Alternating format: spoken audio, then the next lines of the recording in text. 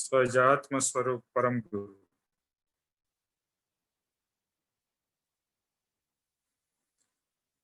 हम समापना कर रहे हैं पूज्य पापा जी की पुस्तक का हिंदी में अनुवाद करके ये समापना का विवेचन कर रहे हैं। तो इस पुस्तक को पूज्य पापा जी को, परम कृपाणु देव को, ज्ञानी भगवंतों को, सबको प्रणाम करके, नमस्कार करके, उनका आशीर्वाद लेके आज का सत्संग शुरू करते हैं।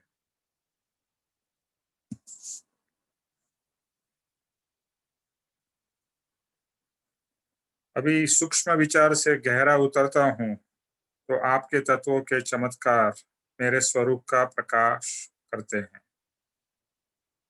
उसके बाद का वचन है, आप निरागी, निर्विकारी, सच्चिदानंद स्वरूप, सहजानंदी, अनंत ज्ञानी, अनंत दर्शी और त्रैलोक्य प्रकाशक हो। तो यहाँ पर निरागी, निर्विकारी, सच्चिदानंद स्वरूप, सहजानंदी, अनंत ज्ञानी, अनंत दर्शी और त्रैलोक्य प्रकाशक, 7 अलग अलग गुण की बात की हुई। सत परमात्मा का साक्षात स्वरूप ही ईश्वर है। वह ईश्वर का स्वरूप कैसा होना चाहिए? तो जो परमात्मा का स्वरूप है, जो ईश्वर का स्वरूप है, वो कैसा है या कैसा होना चाहिए? तो इसमें जो 7 चीजें आ गई, पहला निरागी, दूसरा निर्विकारी, तीसरा सच्चिदानंद स्वरूप, चौथा सहजानंदी, पांचवा अनंत ज्ञानी, छठा अनंत दर्शी और 7वां त्रैलोक्य प्रकाशक। यह ईश्वर का स्वरूप है। ईश्वर ऐसे हैं और इससे भी ज्यादा। ये तो यहाँ पर 7 लिखे हैं, हम अगर सोचे तो 7 से भी बहुत ज्यादा और ईश्वर के गुणों के बारे में लिखा जा सकता है। लेकिन ये 7 इम्पोर्टेंट गुण या ईश्वर के लक्षण है, जिसके बारे में आज हम और गहराई से करेंगे। जब अज्ञान का भयंकर अंधकार है तो सत प्रकाश का अंश मात्र वह जीव को नहीं दिखाई देगा। जब भी अंधेरा होता है तो आपको कुछ दिखाई नहीं देता है। आपके लाइट चली गई हो, पूरा अंधकार हो, आपको कुछ दिखाई नहीं देगा। इसी तरह से जब अज्ञान का, हमारे अंदर में अज्ञान का भयंकर अंधकार, भयंकर यहाँ पर शब्द है भयंकर, अंधकार कैसा है? तो वो भयंकर है, बहुत ही डरावना या नुकसानदारी है। तो जब इस सत प्रकाश का अंश मात्रा होता है, जैसे कहते हैं ना, एक छोटा सा दिए की लौ भी अंधकार में जलाई जाए, एक माचिस की तीली जलाई जाए तो भी उसमें कितना सब दिखाई दे सकता है। तो अंश मात्र वो सत का प्रकाश होने से वह दिखाई देगा, अंधकार दूर होगा, यानी कि सत का प्रकाश होगा। यानी कि अब तक अगर ये सत का प्रकाश नहीं हुआ है और इस भयंकर अंधकार में हम लोग है, तो कल्पित ईश्वर की कल्पना करके जगत के लोग घोर अंधकार के अंदर ही है। तो आज तक और अभी जो हम हमारे चारों तरफ देखते हैं कि ये जगत के लोग ईश्वर की कल्पना करके और ईश्वर को बिना जाने घोर अंधकार के अंदर घूम रहे हैं। यानी कि उनको लग रहा है कि वो कुछ अच्छा कर रहे हैं, पर लेकिन घोर अंधकार में ही वो डूबे हुए हैं। ईश्वर का सत स्वरूप क्या है वह समझ में नहीं आता है, यह कहने का मतलब है। क्योंकि अगर ईश्वर को सही तरीके से हमने जाना नहीं है तो हम अंधकार में ही सब कुछ कर रहे हैं और कुछ प्राप्ति नहीं हो रही है। जैसे अंधकार में हम भटकते रहते हैं, टकराते रहते हैं, इसी तरह से अंधकार में ईश्वर को बिना जाने अगर जो भी हम भक्ति, पूजा, पुरुषार्थ करते हैं, उसका कोई भी फल होता नहीं। तो यहाँ परम कृपाणु देव ने दिए हुए हर एक शब्द का साक्षात उनको अनुभव। अभी ये वचन जब भी लिखे होंगे परम कृपाणु देव ने, निरागी, निर्विकारी, सच्चिदानंद स्वरूप, सहजानंदी, अनंत ज्ञानी, अनंत दर्शी और त्रैलोक्य प्रकाशक, तो क्या ये कोई शब्द बुक से नहीं लिए हैं उन्होंने? ये शब्द उनके अनुभव में आए हैं, यानी उनको जिस तरह से आत्मा का अनुभव हुआ है, वह अनुभव से उन्होंने ये शब्द लिखे हैं। यानी परम कृपाणु देव ने हर एक शब्द का साक्षात अनुभव किया है और बरोबर जानते हैं, और जानने के बाद शब्द जिस तरह से भाषा रूप से वर्णन कर सकते हैं, उस तरह उन गुणों का उन्होंने वर्णन किया है। तो जिस तरह से उन्होंने अनुभव किया और जितना वो शब्द से उसको कह सकते थे, उतना उन्होंने कहा है या कहने की कोशिश की है।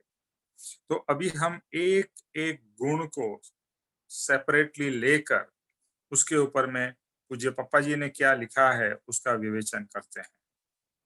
देखो, जब तक भगवान को जानेंगे नहीं या भगवान के स्वरूप को नहीं जानेंगे, तब तक जो प्रीवियस में आया कि चमत्कार भगवान के स्वरूप या मेरा स्वरूप का जो चमत्कार हो रहा है, भगवान के तत्व के द्वारा, ईश्वर के तत्व के द्वारा, आत्म तत्व के द्वारा, तो वो चमत्कार एक तरीके से रोशनी या प्रकाशमान है और उसमें मुझे मेरा स्वरूप भी दिखाई दे रहा है और भगवान का स्वरूप भी दिखाई दे रहा है। जब ये आत्म साक्षात्कार होता है तो चमत्कार ही है, क्योंकि चमत्कार इतने भाव से जो नहीं हुआ है वो इस भाव में जब भी होता है, तो वो चमत्कार मतलब क्या अद्भुत है। और वो चमत्कार से मैं तो प्रकाशमान होता हूँ और उसके द्वारा मुझे भगवान का भी स्वरूप समझ में आता है। तो पहला है निरागी। निरागी का मतलब है बिना राग, संपूर्ण राग द्वेष से मुक्त, जिनके रोम में किंचित मात्र भी अज्ञान, मोह या असमाधि रही नहीं है। तो निरागी कैसे हैं कि ऑब्वियसली राग और द्वेष से मुक्त है और जिनके रोम में, जिनके अंदर में किंचित मात्र भी अज्ञान नहीं है। देखो, अज्ञान है तो राग और द्वेष होते हैं, लेकिन अगर ज्ञान प्रकट हो गया तो राग और द्वेष रहेंगे ही नहीं। तो यहाँ कहते हैं किंचित मात्र भी अज्ञान उनके रोम में नहीं है और मोह और असमाधि भी नहीं है, यानी मोह का भी कोई अंश उनके अंदर में अभी रहा नहीं है। ज्ञान प्रकट हुआ है, राग द्वेष नहीं है और उसके कारण उनमें समाधि है, यानी असमाधि अभी नहीं रही है। हमारे अंदर में राग और द्वेष निरंतर चलते रहते हैं, अज्ञान है, मोहावेश है और समाधि तो हमारी रहती नहीं है। बार बार हम विकल्पों में और दुख में, सुख में, इन चक्करों में आ जाते हैं।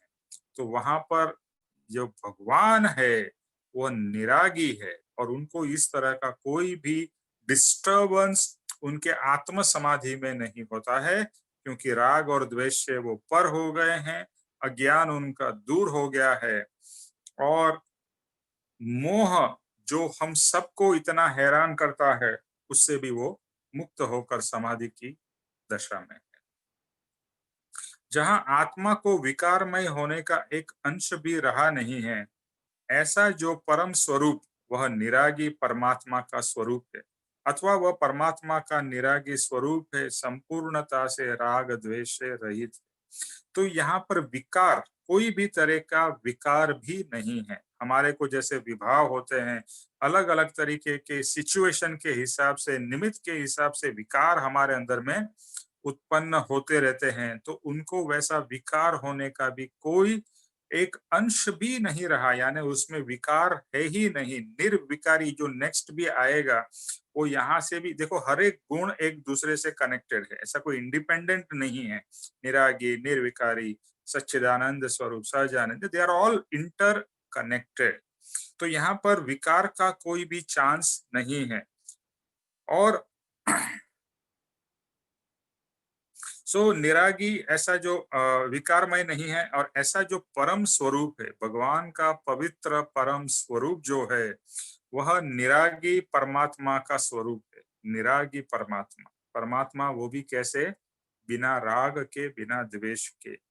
या निरागी स्वरूप वह राग और द्वेष से रहित। देखो, जहां राग होगा वहां द्वेष होने वाला ही है। हम सोचते हैं कि द्वेष हुआ है, तो द्वेष तभी होगा जब भी हमें कहीं ना कहीं राग है। राग निकल गया तो द्वेष भी अपने आप निकल जाएगा। एक सिक्के की दोनों साइड है, एक साइड नहीं रही तो दूसरी भी नहीं रहेगी। तो आप राग से मुक्त हो सकते हैं या द्वेष से मुक्त होते हैं तो भी राग से मुक्त हो सकते हैं। लेकिन ज्यादा ज्ञानियों ने फोकस द्वेष से ज्यादा राग पे दिया है। निरागी, ऐसा नहीं कहा है कि निर्द्वेषी, ऐसा शब्द नहीं आता है, निरागी शब्द आता है। तो सोचना चाहिए कि ऐसा क्यों क्यों द्वेष के ऊपर फोकस नहीं किया है। तो द्वेष के ऊपर में इसके लिए फोकस नहीं किया क्योंकि द्वेष राग का रिजल्ट है। राग होने से द्वेष होता है, राग न हो तो द्वेष भी नहीं होगा। इसके लिए निरागी है, तो राग के ऊपर में ज्यादा फोकस है। अब हम भी विचार करें तो अत्यंत स्पष्टता से संसार के अनुभव से इतना समझ में आएगा कि आज से 2 साल या 5 साल या 15 उससे भी अधिक वर्ष जो तीव्र राग के पदार्थ थे, वह पदार्थ के त्याग के समय भयंकर गुस्सा आता था अथवा हमें प्रिय है ऐसे पदार्थ दूर होता था तो उस व्यक्ति के प्रति द्वेष होता था। जब भी हम बचपन की बात करें, युवानी की बात करें या जो भी हमारे पास्ट के समय को अगर हम देखते हैं, तो जिस जिस पदार्थ में हमें राग था, यानी कि उस पदार्थ के अंदर में हम बहुत ही अटैच्ड थे, और जब भी बहुत अटैच थे और वो पदार्थ कोई ले लेता था या कोई छीन लेता था या वो हमसे दूर कर लेता था, जैसे अभी बच्चे को कोई खिलौना बहुत पसंद हो और वो 24 घंटे खिलौने से ही खेल रहा है और उसके माता पिता देखे कि वो पढ़ नहीं रहा है और वो खिलौना ले ले, तो उसको बहुत द्वेष होता था। क्यों द्वेष होता था? क्योंकि वो खिलौने के प्रति उसे बहुत ही राग था। तो जिसने भी वो पदार्थ ले लिया, ऑब्वियसली राग था, इसके लिए द्वेष होना ही था, तो वो द्वेष हो गया। नॉट ओनली खिलौना, अभी आप हम सब जब भी बचपन में थे तो हमें कोई ना कोई बचपन की चीज तो प्रिय थी, चाहे वो खिलौना हो या लड़की लोगों को गुड़िया हो, और आजकल के जमाने में बाबी की डॉल्स आ गई है।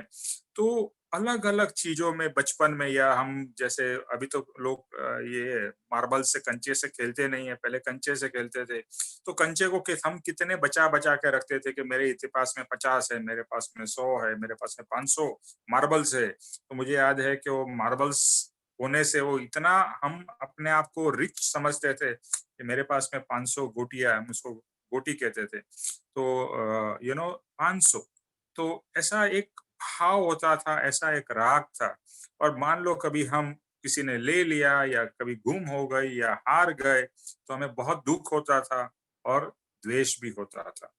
इसी तरह से आगे बढ़े तो जवानी के टाइम में लेट्स से बॉयफ्रेंड गर्लफ्रेंड, और वहां पर भी अत्यंत राग होता था, और राग होने से जो अटैचमेंट था एक दूसरे के प्रति, वो कभी ब्रेकअप हो गया या कुछ ऐसा हो गया कि वो प्रेम आगे नहीं बढ़ पाया, तो भी कितना दुख होता था, कितना दुख हम सब ने शायद सहन किया होगा और उसमें से फिर आगे निकल। लेकिन आज वो व्यक्ति जिससे हमें बहुत प्रेम था वो कहाँ पर है, शायद हमें पता भी ना हो। तो ये जो यंग डेज में इतना जो इन्फैचुएशन था या एक मोह था, अटैचमेंट था, लेकिन आज वो व्यक्ति कहाँ है हमें पता ही नहीं है। तो ऐसे हम अलग अलग स्टेज से पास होते ही जा रहे हैं। फिर जैसे मैरिड लाइफ आ गई, घर संपत्ति, तो फिर पैसे के प्रति में राग बहुत होने लगा, और पैसा पैसा पैसा, किस तरह से पैसा कमाऊं और किस तरह से मैं बड़ा बन जाऊं, बड़ा आदमी बन जाऊं। तो इस तरह से जो राग पैसे के प्रति, यानी कि हर समय अलग अलग समय में हमें राग हुआ है, और आज के दिन भी हमें राग है, राग चला नहीं गया है। अभी हमें ढूंढना है कि वो राग किस में है। हो सकता है वो हमारे ग्रैंड चिल्ड्रन में हो। अभी यहाँ पर काफी लोग ग्रैंड पेरेंट्स हो गए हैं, तो ग्रैंड चिल्ड्रन में राग, बच्चे में से राग निकल के बच्चा बड़ा हो गया, अभी राग कहाँ आ गया, तो पोते में या पोती में।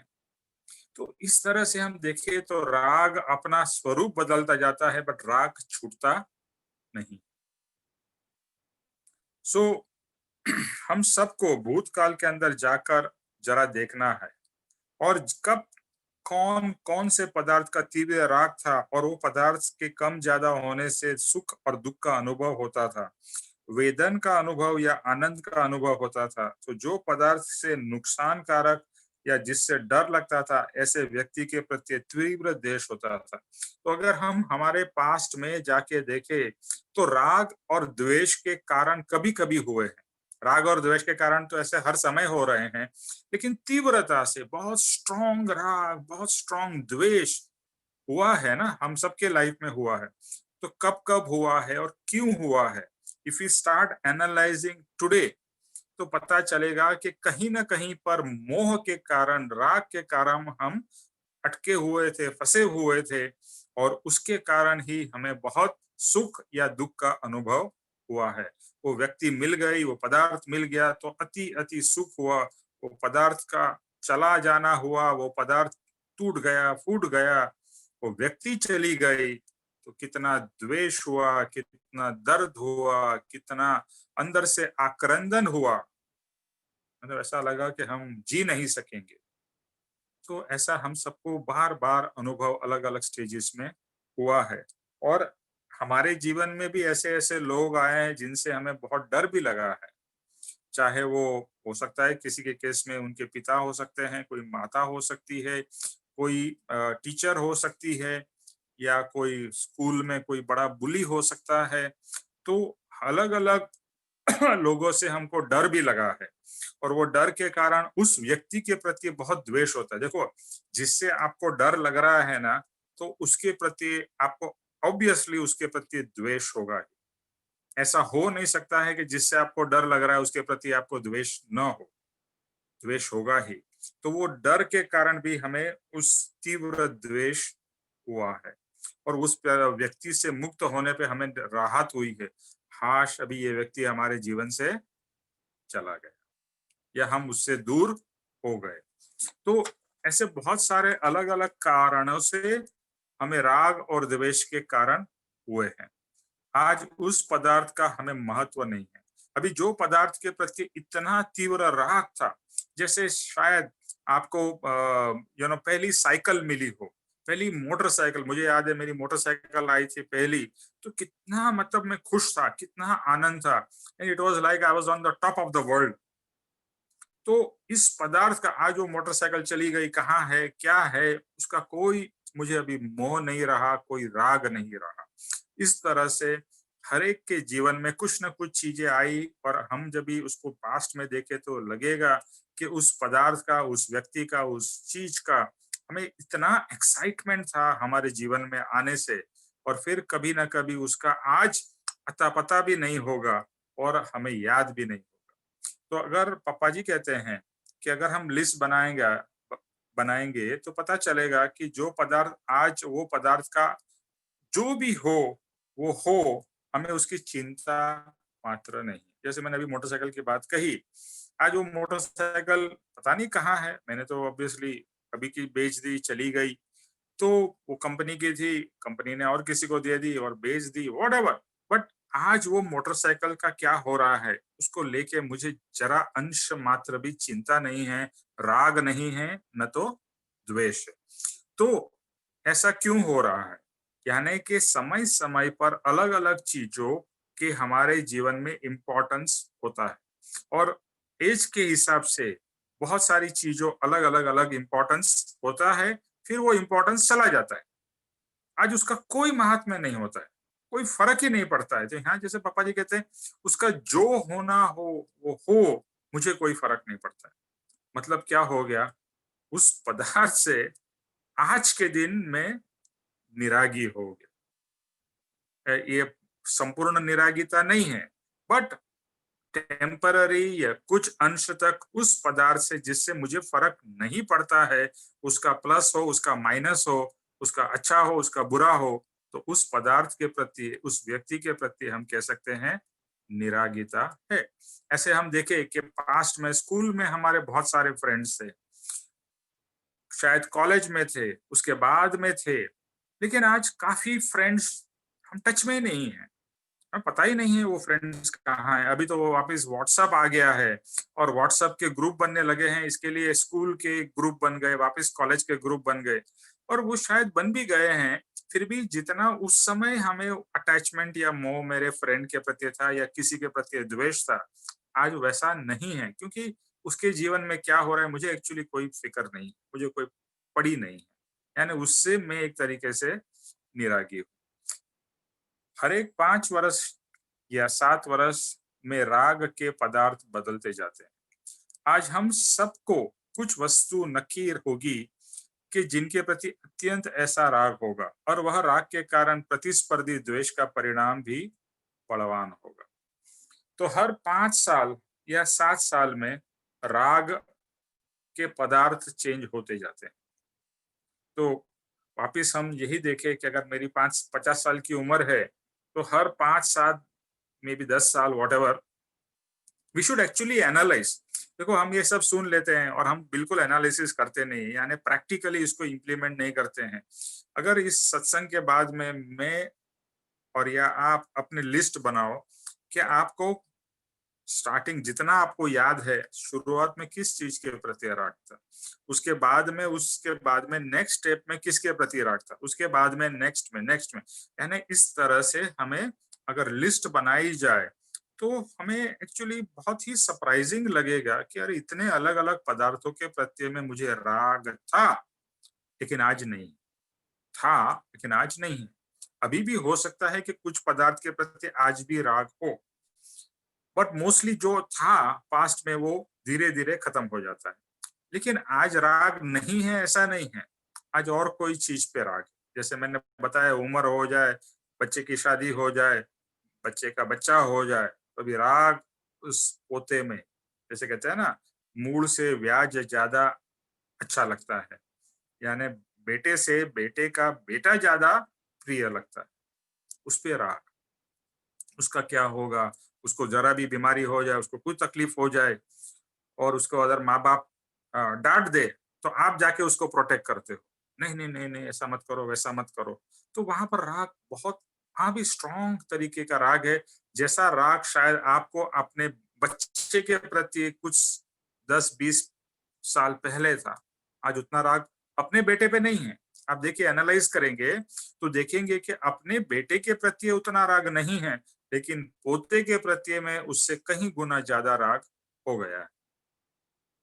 तो राग का स्वरूप समझना बहुत ही जरूरी है, उसको एनालाइज करना है, हमारे पास्ट के राग को देख देख के या उसको याद करके कहाँ पर राग था, आज क्या पोजीशन है, आज उससे क्या राग है, उसको बिल्कुल हम भूल गए हैं। What is the status? परम कृपाणु देव कहते हैं पत्रांक 128 में कि जिस जो पदार्थ के बिना एक क्षण मात्र रह नहीं सकूंगा, ऐसे स्त्री आदि पदार्थ उसे छोड़ तो अनंत अनंत काल बीत गया, फिर भी आज जी रहे हैं, वह कैसा आश्चर्य है। यानी जब भी पूर्व भाव में कृपाणु देव अपने ही भाव देख के याद कर रहे हैं कि पूर्व में यानी पास्ट लाइफ में ऐसे पदार्थ जैसे कि स्त्री आदि, जो उनकी पत्नी थी, उसके प्रति इतना राग था, इतना प्रेम था और ऐसा लगता था कि उसके बिना एक क्षण में नहीं जी पाऊंगा। उस व्यक्ति को गए अनंत काल बीत गया, अनंत अनंत 2 बार लिखा है, अनंत अनंत काल बीत गया, आज वो व्यक्ति कहाँ है और उसके बिना इतने भव, इतने साल नहीं, इतने भव हम जिए हैं, ये सोचकर कृपाणु देव को आश्चर्य होता है। इसका तात्पर्य ये है कि जब भी राग किया था, उस समय वो राग कैसा था, वो राग टेम्पररी था और वो राग में इतने डूब गए थे, इतने तभी हम घुल मिल गए थे, ऐसा लग रहा था कि वो उस पदार्थ, उस व्यक्ति के प्रति हम नहीं जी सकेंगे। यानी हमको होता है ना, जब भी बहुत स्ट्रॉन्ग अटैचमेंट या आज के शब्द में कहे प्रेम, लेकिन वो प्रेम से ज्यादा राग है, वो इतना स्ट्रॉन्ग होता है। जैसे बहुत से लोग प्रेमी प्रेमिका कहते हैं ना, 7-7 जन्म या जन्म जन्म तक तेरा साथ नहीं छोड़ूंगा, लेकिन वो जन्म जन्म के बाद में कहाँ चले गए वो पता नहीं। और ये वचन जब भी मैं पढ़ता हूँ राग का और द्वेष का परम कृपाणु देव का ये पत्रांक है 128। अगर नहीं पढ़ा है तो अवश्य पढ़िए और लगेगा कि हमने कितने भवों से कितना राग किया है, इसी तरह से द्वेष भी किया। इसी पत्र में लिखा है, एक तो लिखा राग कि जिसके बिना जी नहीं सकूंगा, उसके बिना अनंत काल से मैं जी रहा हूं। दूसरा इसी पत्रांग में लिखा है, यहाँ पर रेफरेंस नहीं है लेकिन द्वेष का रेफरेंस है, कि जिसका मैं मुंह नहीं देखूंगा, जिसका मुझे चेहरा नहीं देखना है, जिससे मुझे कोई संबंध नहीं रखना है और बहुत तीव्र द्वेष किया था, उसके ही घर में परम कृपाणुदेव कहते हैं, उसके ही घर में कीड़े बन के, मकोड़े बनकर, जीव जंतु बन के या दास दासी बन के आज आपको जन्म लेना पड़ा, आज या पास्ट में जन्म लेना पड़ा, ये सोचकर बहुत आश्चर्य होता है। यानी आप सोच लो कि राग से मैं साथ में ही रहूंगा, तो वो भी पॉसिबल नहीं है, और मैं सोच लूं कि द्वेष से मुझे इससे कुछ लेना देना ही नहीं है, लेकिन अगर लेन देन बाकी होगा, उसी के घर में आपको जन्म लेना पड़ेगा, शायद उसकी सेवा करनी पड़ेगी, उसकी गालियां सुननी पड़ेगी, सब कुछ सहन करना पड़ेगा। तो कहने का तात्पर्य ये है, चाहे आप तीव्र राग करो या तीव्र द्वेष करो, उसका अंदर में आप उसके बाद में, यानी वो राग करके आज वो व्यक्ति कहाँ चला गया पता नहीं, द्वेष करके मुझे लगा था इसके मैं साथ में नहीं रहूंगा, उसके साथ में जी रहे, उसके साथ में आपको सहन करना पड़ रहा है। बहुत से बार हम देखते हैं ना कि आज कोई व्यक्ति, चाहे वो भाई हो, चाहे वो पति हो, चाहे वो पिता हो, पुत्र हो, संबंध अच्छे नहीं होते हैं और ऐसा लगता है इसके साथ में नहीं जीना है, लेकिन जीना पड़ता है, क्योंकि वहां पर जब तक ऋण आपका पूरा नहीं होगा, उस व्यक्ति के साथ भी आपको जीना पड़ता है, even though you don't like that person at all, फिर भी जीना पड़ता है, उसकी सेवा भी करनी पड़ती है, उसके उसके साथ में जो भी वो कहते हैं वो सुनाते हैं, वो सहन भी करना पड़ता है। इस तरह से अगर ज्ञान दृष्टि खुल जाए तो अश्रद्धा या अज्ञान का अंधापा चला जाएगा, तो पदार्थ से आज तीव्र राग के कारण वहां मंदता हाजिर होगी। जब ये सब चीज हमारे लक्ष्य में आएगी, तो यहाँ लिखा है कि ज्ञान दृष्टि खुलेगी, यानी आज तक हम आंख बंद थी, हमारी आंख मतलब ज्ञान की आंख हमारी बंद थी, आंख तो भले ये खुली हो लेकिन ज्ञान की आंख हमारी बंद थी। ये जो है ना, यहाँ पर आपने देखा होगा शंकर भगवान की ये तीसरी आंख कही जाती है। व्हाट इज दिस तीसरी आंख? तीसरी आंख है वो ज्ञान की आंख है। तो ये ज्ञान की आंख आज तक हमारी बंद थी, और आज तक बंद थी इसके कारण ये अज्ञान या अंधकार हमारे जीवन में चला आ रहा था, लेकिन अभी ये थोड़ी थोड़ी आंख खुल रही है, जैसे ये सत्संग के द्वारा, ये सब वचनों के द्वारा, परम कृपाणु देव के द्वारा अभी हमारे अंदर में ये ज्ञान का प्रकाश धीरे धीरे प्रकट हो रहा है। और जब ये प्रकट हो रहा है तो हमारे जो तीव्र राग हो रहे थे, तीव्र, वो राग में मंदता आ रही है, और इसी तरह से द्वेष में भी मंदता आ रही है। हम सबका एक्सपीरियंस होगा कि जैसे हम सत्संग में जितने टाइम से जुड़े हुए हैं, उसके कंपैरिजन में पहले से आज राग और द्वेष का स्वरूप अभी हमें थोड़ा तो समझ में आया है, और उसके कारण राग और द्वेष हमारे कम हुए हैं। ज्ञान विचार करके ये हो तो समाधि रहे। समाधि यानी कि आधि व्याधि उपाधि के अंदर संभव। तो ये सब जब भी ज्ञान का विचार चलेगा, जब भी हम कहते हैं ना, हम सब कहते हैं हमें समाधि चाहिए, हमें समाधि प्राप्त करनी है, लेकिन समाधि क्यों नहीं मिलती है? क्योंकि समता ही नहीं है। जब तक समता नहीं आएगी समाधि कैसे होगी? तो आधि व्याधि उपाधि, ये तीनों में अगर समता रहेगा तो उसे कहेंगे समाधि। चाहे मानसिक तकलीफ हो, चाहे शारीरिक तकलीफ हो, चाहे कुटुंबिक आर्थिक कोई भी तकलीफ हो, अगर उसमें समभाव में हम रहेंगे। मैं आज का ही मेरा एग्जांपल बताना चाहता हूँ। सुबह से मैंने डिसाइड कर लिया कि आज कुछ भी हो जाए, मैं मैं अपने आप को बैलेंस रखूंगा, यानी समता में रहने की पूरा पुरुषार्थ करूंगा। और जो आत्मा है, आत्मा का जितनी भी हो सके वहां से मैं आत्मा के विचार से दूर नहीं जाऊंगा। यानी आत्म विचार में ही रहूंगा और आत्म भाव में रहूंगा, यानी पर के भाव में कट करूंगा।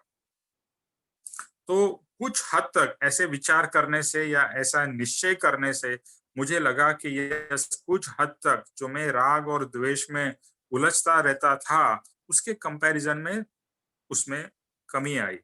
और कुछ गलत भी हो रहा था, यानी हमारे हिसाब से जो गलत हो रहा था, बुरा हो रहा था, उसके अंदर भी जो हो रहा था मेरे कंट्रोल में नहीं था। तो इट वाज लाइक ओके, क्या मैं उसको कुछ चेंज कर सकता था? तो मैं देख रहा हूँ उसको चेंज नहीं कर सकता हूँ। उसको चेंज नहीं कर सकता हूँ, तो उसके बारे में चिंता करके या दुखी होने से बेटर है कि मैं समाधि में रहूं। मैं अपना सुख क्यों गुमा रहा हूँ?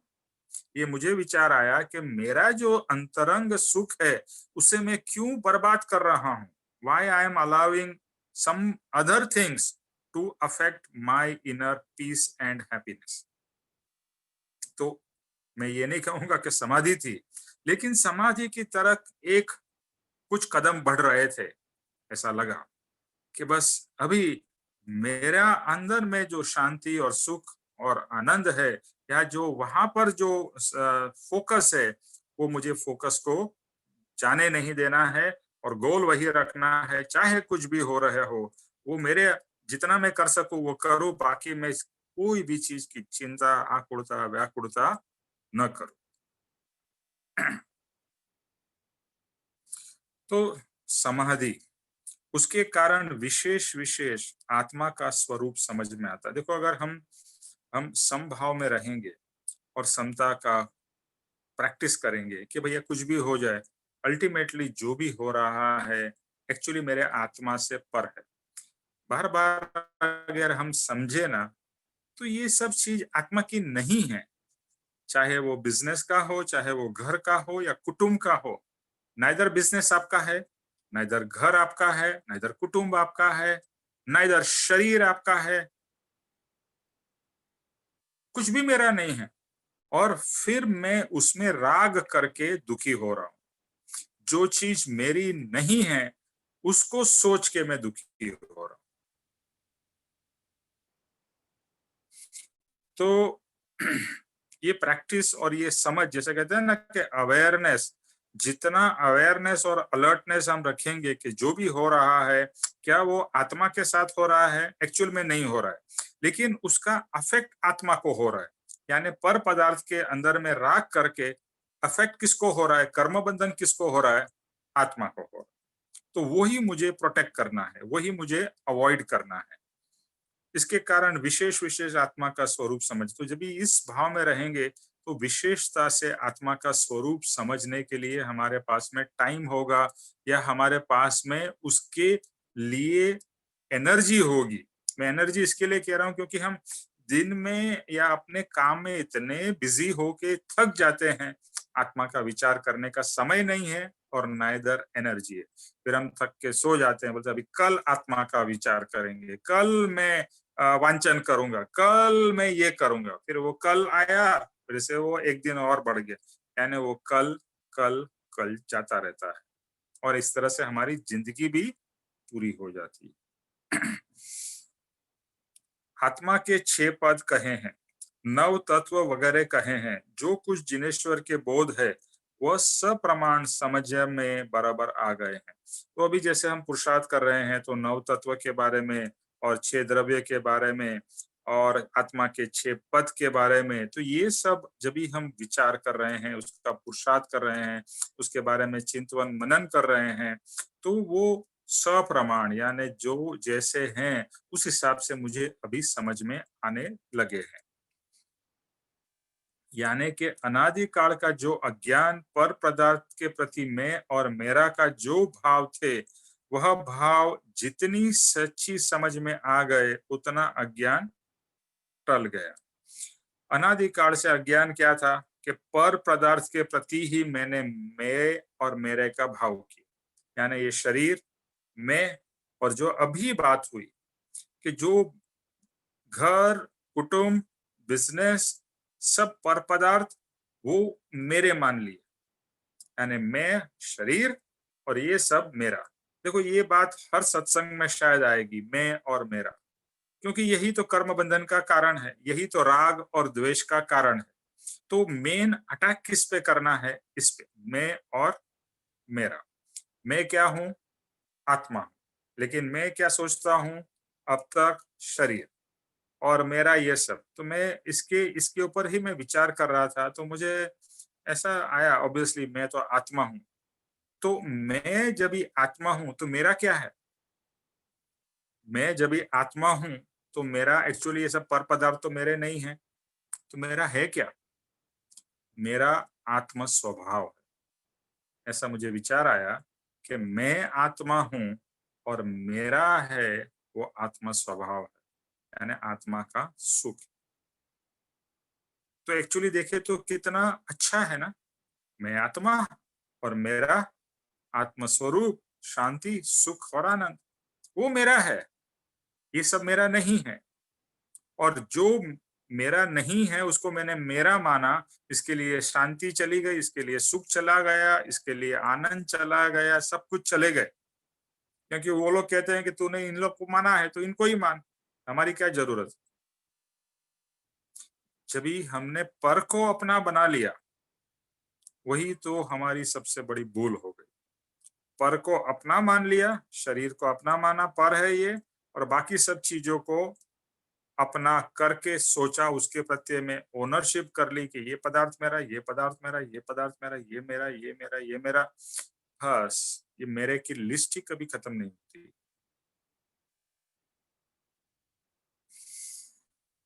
हम्म। अभी अगर आपको आपका घर शिफ्ट करना पड़े तो आप देखोगे, ये मेरा एक्सपीरियंस इसके लिए कह रहा हूँ क्योंकि मेरे फादर की ट्रांसफरेबल जॉब थी और वो उनका ट्रांसफर बार बार होता था। तो कुछ सालों में, 3-4 सालों में मेरे मदर ने मोर देन 30 हाउसेस चेंज किए, उससे भी ज्यादा ही है।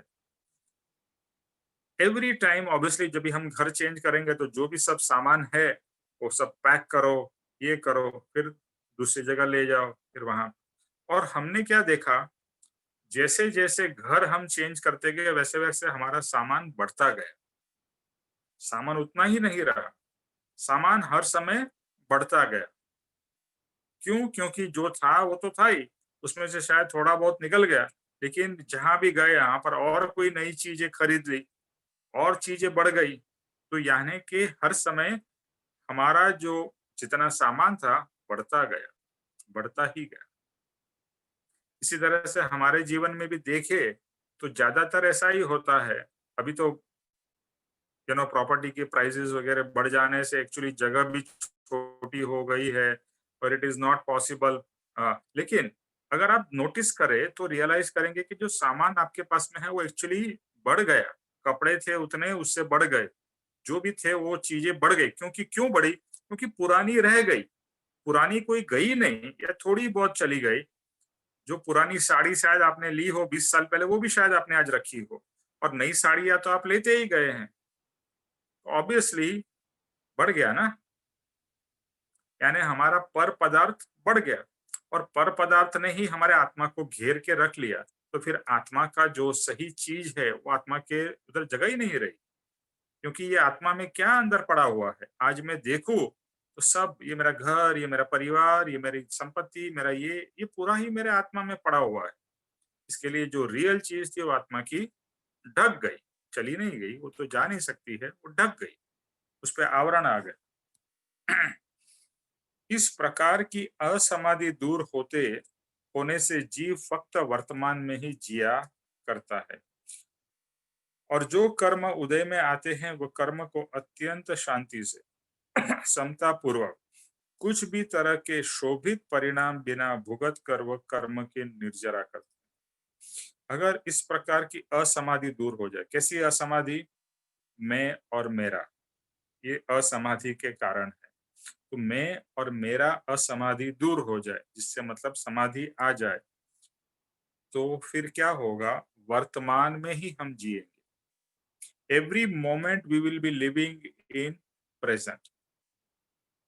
अगर हम देखते हैं तो आइदर हम पास्ट के विचार करते रहते हैं, पास्ट में मैंने ये किया, पास्ट में ऐसा हुआ, पास्ट में अच्छा हुआ, पास्ट के बुरे विचार भी आते हैं, अच्छे विचार भी आते हैं।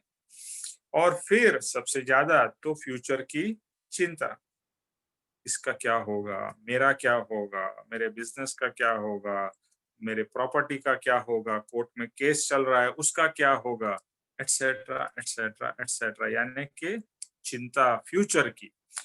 तो ज्ञानी लोग और हमारे में सबसे बड़ा जो डिफरेंस यही है कि ज्ञानी lives in present and we live in past and future but never in present.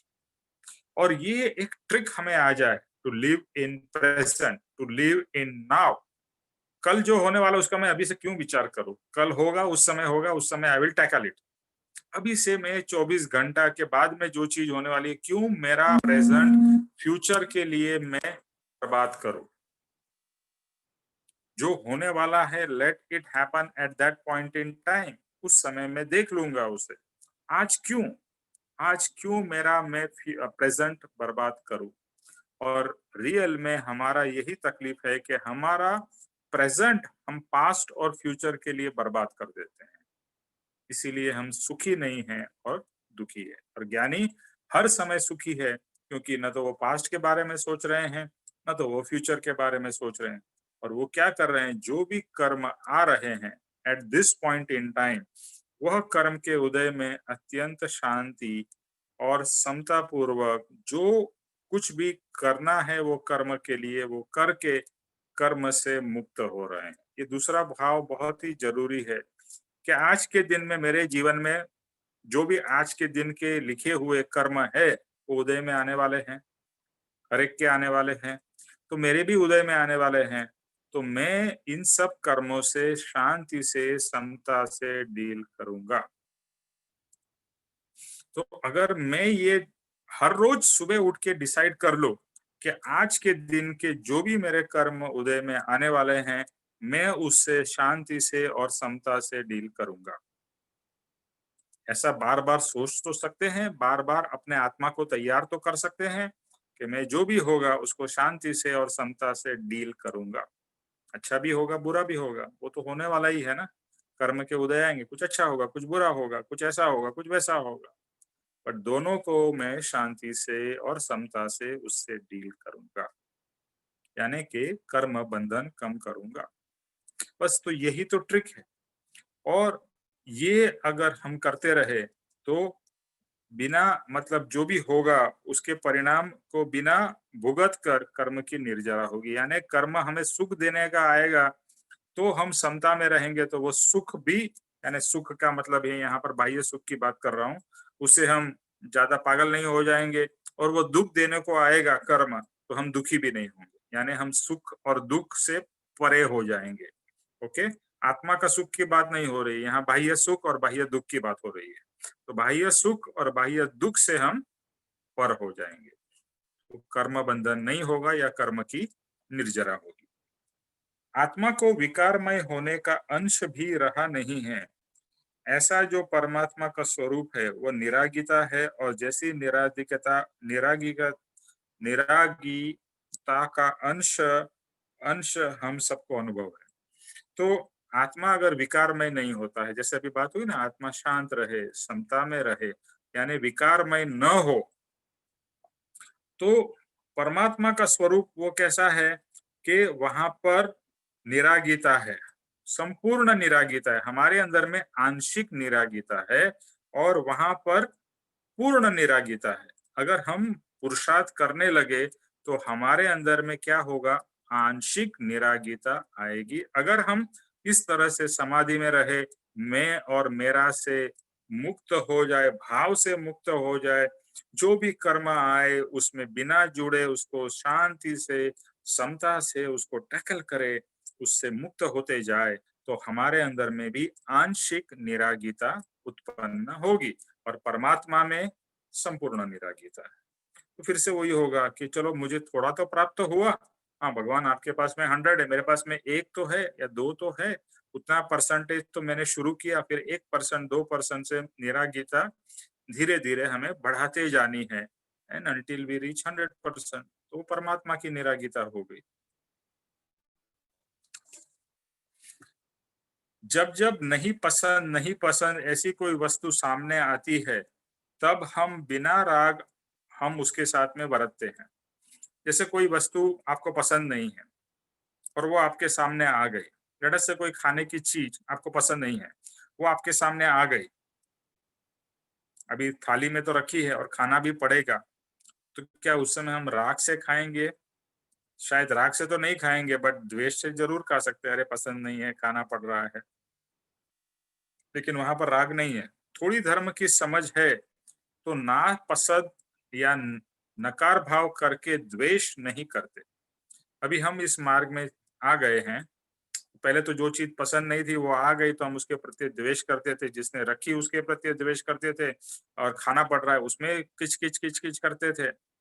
तो अभी समझ आ गई है कि भाई मुझे द्वेष नहीं करना है, तो जो भी हुआ अभी मेरे थाली में आ गया है, तो चलो मुझे पसंद नहीं है फिर भी मैं खा लेता हूँ।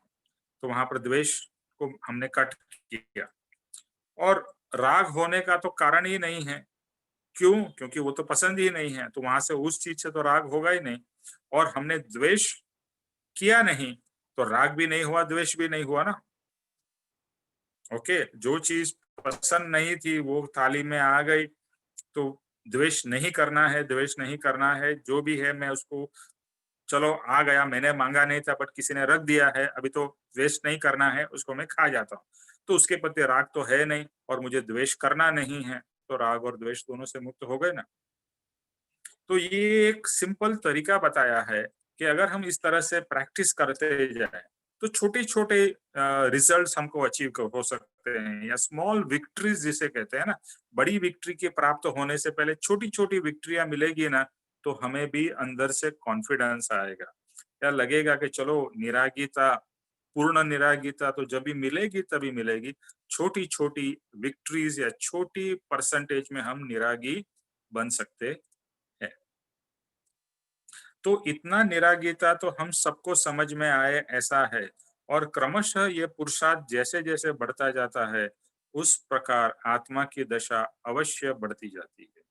तो बस यहाँ पर यही है कि राग के कारण हुए तो किस तरह से राग न करूं, द्वेष के कारण हुए तो किस तरह से द्वेष न करूं, उसकी एक अलर्टनेस और पुरुषार्थ यानी उसकी प्रैक्टिस, कि चलो भैया ये राग का कारण है, मैं सतर्क हो जाऊं। सतर्कता मतलब you have to be always alert. जैसे एक सैनिक होता है ना, बॉर्डर पे रहता है और कहीं वॉर चल रही, तो ही इज टोटली अलर्ट, यहाँ से गोली ना आ जाए, वहां से गोली ना आ जाए, ऊपर से यहाँ से, मतलब ही इज 100% अलर्ट। तो हमें भी इस तरह से अलर्ट होकर कहीं ये राग अटैक ना कर दे, कहीं ये द्वेष अटैक ना कर दे, I have to be prepared, हमेशा चौकन्ना, और अवॉइडिंग राग एंड द्वेष, इस तरह से प्रैक्टिस करते करते और आत्मा का भाव रख के देखो, राग और द्वेष से मुक्त होने का एक ही उपाय है, और वह है आत्म भाव में रहना। यानी आत्मा की तरफ आप जितने आगे बढ़ोगे उतना राग और द्वेष को पीछे छोड़ते जाओगे, और आत्मा की तरफ नहीं बढ़ रहे हो तो राग और द्वेष में डूबे हुए हो। ये हम एक तो किसी अखबार में सिंपल डाल देते, मैं अखबार भी नहीं है, इक्वेशन है। अखबार भी नहीं है वहाँ। हाँ,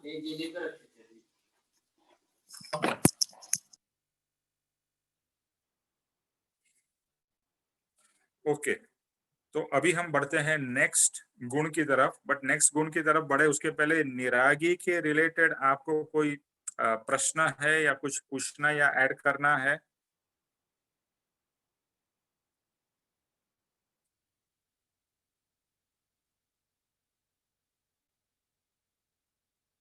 तो नेक्स्ट है निर्विकारी। पहले था निरागी, अभी है निर्विकारी। जहां आत्मा को विकारमय होने का एक अंश भी बाकी नहीं रहा है, वह आत्मा विकारमय कैसे हो सकता है?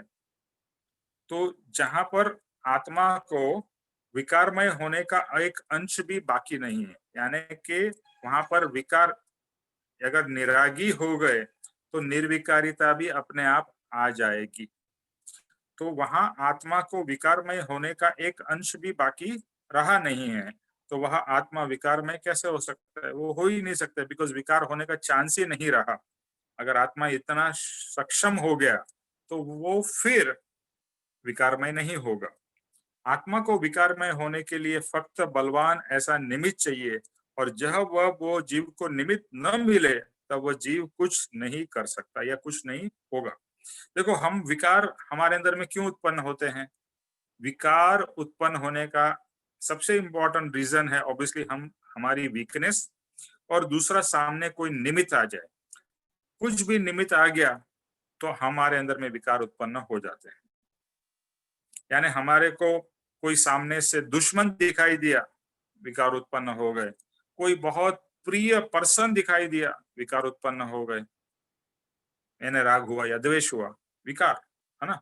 या बहुत अटैचमेंट है और वो व्यक्ति मिल जाए जैसा लगा ओ हो, और बहुत सालों से न मिला हो तो विकार उत्पन्न होंगे। यानी विकार यानी देखो, एक सिंपल सी बात है, आत्म स्वभाव से जो भी अलग वो सब विकार है। व्हाट इज विकार? जो स्वभाव से अलग हो वो विकार है ना? जैसे हमारे अंदर बॉडी में एक नॉर्मल बॉडी फंक्शन करती हो, कोई प्रॉब्लम नहीं है, लेकिन डिजीज हुआ, वो क्या है? विकार है। विकार हुआ ना। तो विकार इज व्हाट? नॉर्मल से हटके कुछ, यानी जो सही है उससे हटके कुछ भी हुआ, वो सब विकार हो गए। तो अगर निमित्त मिलता है तो हमारे अंदर में विकार उत्पन्न हो जाते हैं। आत्मा की जो उपादान शक्ति है उसके साथ प्रत्याघान रिएक्शन कर सके ऐसा जो पदार्थ है वह उपादान के लिए निमित्त रूप है।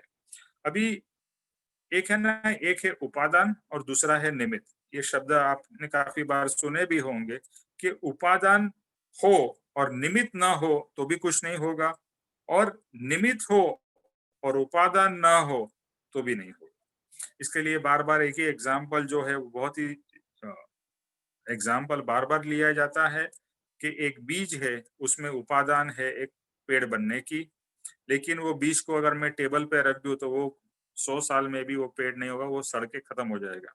लेकिन वही बीज को जमीन में डाला जाए, उसको पानी और खाद वगैरह दिया जाए तो वही बीज पेड़ बन सकता है।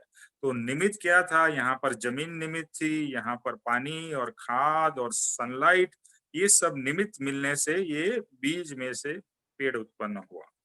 इसी तरह से भले विकार के निमित्त मिले, लेकिन मेरे अंदर में उपादान होगा तो ही मैं विकार करूंगा। भगवान को क्यों नहीं विकार होते हैं?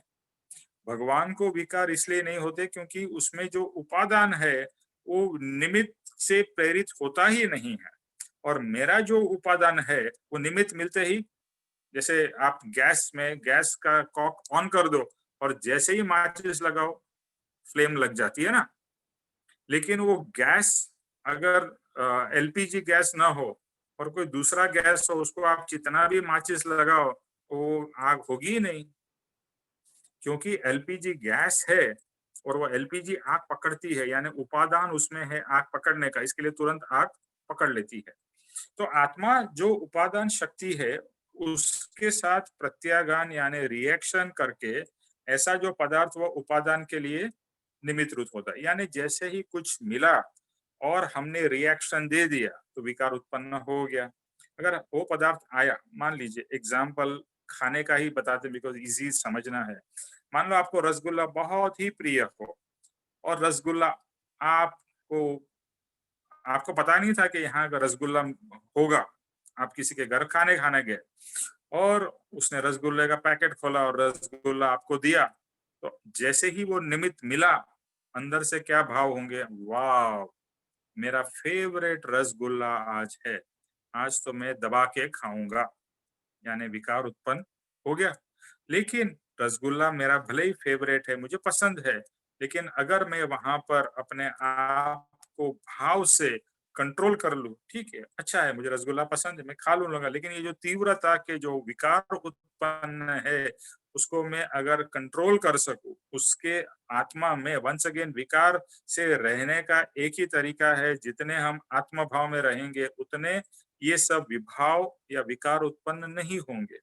तो वो चाहे रसगुल्ला हो या चाहे करेले की सब्जी हो, तो सिमिलर भाव में अगर मैं रह सकता हूं, अगर, यहाँ पर बहुत इंपॉर्टेंट है, लेकिन अगर मैं प्रैक्टिस करता रहूं कि जो भी मेरे थाली में आए मैं उसको चुपचाप खा लूं, यानी ये थाली दूसरा नाम है जीवन।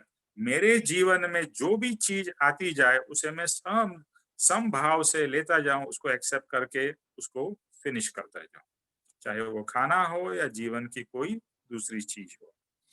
आत्मा ने पूर्व जो पदार्थ के साथ जाने अनजाने किसी भी तरह से संबंध बांध लिए हैं, समझ से या भूल से, और उस समय जो कुछ भाव किए हैं वह भाव कर्म रूप धन रूप यानी सॉलिडिफाई होकर आत्मा के साथ चिटक गए हैं। अभी जो भी हमने पूर्व में भाव किए वो भाव कर्म रूप बनकर सॉलिडिफाई होकर आत्मा पे चिपके हुए हैं। ये तो हम सब जानते हैं कि हमारे सबके ऊपर में अनंत कर्म लगे हुए, अनंत, एक नहीं, 100 नहीं, अनंत अनंत कर्म हमारे आत्मा पे आज अभी इस समय चिपके हुए हैं। वो क्यों चिपके हैं? क्योंकि पास्ट में हमने विभाव किए, विकार किए, विभाव हुए, विकार हुए, और उससे कर्म चिपक के आत्मा पे लग गए हैं। अब कर्म के अंदर जो भाव है वह भाव को प्रत्याघात रिएक्शन दे, ऐसा पदार्थ जब सामने आएगा तो उसे निमित्त कहेंगे, और कर्म उसके सामने कुछ भी प्रत्याघात रिएक्शन करके जीव को भाव कराएंगे। अभी मेरे अंदर में गुस्से का कर्म लग गया है और सामने ऐसी कोई व्यक्ति आती है जिसके साथ में मेरा झगड़ा है, और वो व्यक्ति सामने मौजूद हुई और ये कर्म उदय में आएगा क्योंकि निमित्त उसको मिल गया, और मेरे अंदर में से गुस्सा उत्पन्न हो जाएगा और मैं गुस्सा करूंगा, झगड़ा करूंगा। ओके, तो ये रिएक्शन से फिर से मैं वापिस वैसा ही कर्म बांध लूंगा। या तो रागमय अवस्था या द्वेषमय अवस्था, ऐसी जो अवस्था जीव की है वह आत्मा की विकारमय अवस्था है। वो हमने अभी बात कर ली पहले ही कि राग हो या द्वेष हो वो विकार है। तो जैसे बताया निरागी या निर्विकारी बहुत ही सिमिलर है, कोई बहुत डिफरेंस मेजर नहीं है। तो जो सत परमात्मा कहते हैं, जो सत परमात्मा कहते हैं उनके आत्मा को अब एक भी नया कर्म अब उन्हें नहीं चिटकता, सब कर्म से रहित है, इसलिए कोई निमित्त भी काम नहीं कर सकता। अभी भगवान तो बहुत खुद खुश नसीब है। क्यों खुश नसीब है? क्योंकि उनके पास में कोई कर्म ही नहीं बचे हैं कि जिसके कारण निमित्त उनको एक्साइट कर सके। हमारे को क्या होता है, क्योंकि हमारे अंदर में कर्म लगे हुए हैं तो निमित्त मिलते ही हम एक्साइट हो जाते हैं, क्योंकि वो कर्म हमें एक्साइट करता है, चाहे वो खुश करता है, दुखी करता है, कुछ न कुछ हमारे अंदर से रिएक्शन कर्म उत्पन्न करता है। कभी जब इस सामने निमित्त आता है, दोनों चीज की जरूरत है, एक निमित्त का जरूरत है, दूसरा हमारा उपादान, यानी हमारे अंदर में ऐसे लगे हुए कर्म।